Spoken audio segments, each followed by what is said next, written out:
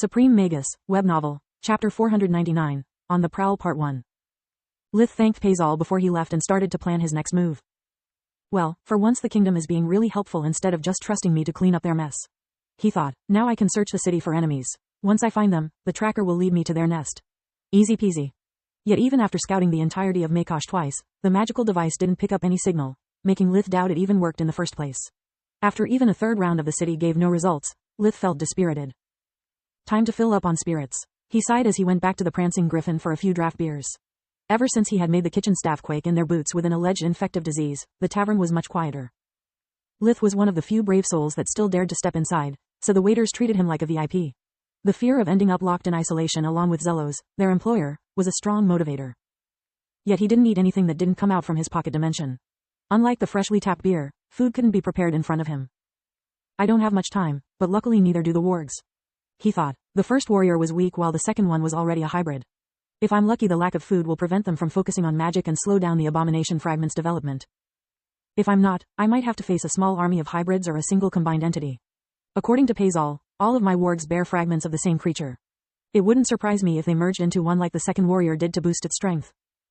Agreed, Solus pondered. Another problem we have is the enemy within Magus. At this point, I have a theory, but I'm pretty sure you won't like it. Lith inwardly nodded for her to continue. The reason to choose monsters as guinea pigs is pretty obvious. They are strong and spawn fast, which means that somehow the procedure they have undergone allows the abomination fragment to be passed down to their offspring. Well, yeah, otherwise there would be no hive mind nor would there be any sense in letting them roam free. Lith pondered. Exactly, Solus continued. The presence of the tracking spell tells us the hybrids are meant to be harvested at some point. But what if the wargs aren't only limited to spreading the fragments to other wargs? Sharing is their innate ability and we have no idea about the limits of their mutation. So you were saying that we have been looking at things from the wrong angle. That maybe there are no wargs in Magus but human hybrids? Lith was getting a headache at just the thought of it. Yes, it would explain a lot. The night of the attack we had just killed a lot of wargs. Maybe the collective grief drove the human hosts mad. Also, the tracker doesn't pick up anything either because the signal is being generated by a human body or maybe simply because the fragments are still too small. Humans develop in years, not days, so even if they are turning into wargs it could take months before it actually happens. I'm really sorry to bother you again, but I think I need a healer. Lith had just started to inwardly curse his bad luck in every language he knew when someone interrupted his creative flow. It was the same redhead waitress who served him the day of his arrival. Lith was about to give her the finger when he realized the opportunity in front of him. What's wrong with you, exactly? He asked, pretending to be annoyed. People were much more grateful when they believed you were doing them a favor rather than using them for your own purposes. The girl listed many and disparate symptoms that casually had manifested after Lith's petty revenge against the tavern staff's rudeness.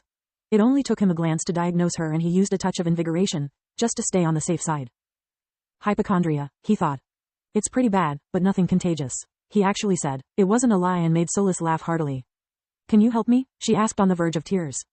It depends if you can help me. My services aren't cheap, you know. After clearing the merchants from his suspects list, Lith had interrogated the gatekeepers about who had gone out of town before the wargs had been spotted. Unfortunately, the winter was cold and their pay was low. Aside from foreigners, they didn't keep any records. Many citizens went in and out of Magus to gather wood, seek out the nearest healer's help, hunt, or simply to check the frozen cultivated fields outside the city walls. Aside from the guards, no one had been willing to talk to him. Until now. I don't have much money. I'm a waitress and only a waitress. She blushed a little, having completely misunderstood his words. She found mages to be scary, and the ranger wasn't even of her liking. The dead family, did they have enemies? Someone in particular that resented them? Lith didn't care about her assumptions, only information. If he was looking for humans instead of wargs, then maybe they had a motive to attack that specific house. No, not that I'm aware of. They were just farmers. It's hard to have enemies when you have nothing to be envious about. She blushed even more, feeling incredibly stupid and a bit perverted. Did something bad happen before the wargs? Something that could create a lot of resentment? Lith was clutching straws. If there was no solid information, rumors would have to suffice. The redhead told him about a lot of petty quarrels, of how the Baroness taxed the brewing industry too much, cases of domestic abuse, and many things that made Lith think he was at a hairdresser rather than a tavern. Soon the rest of the staff, who were bored from doing nothing, joined the conversation when they understood they would get treatment in exchange for gossip. To avoid his headache getting worse, Lith jotted down the most likely suspects.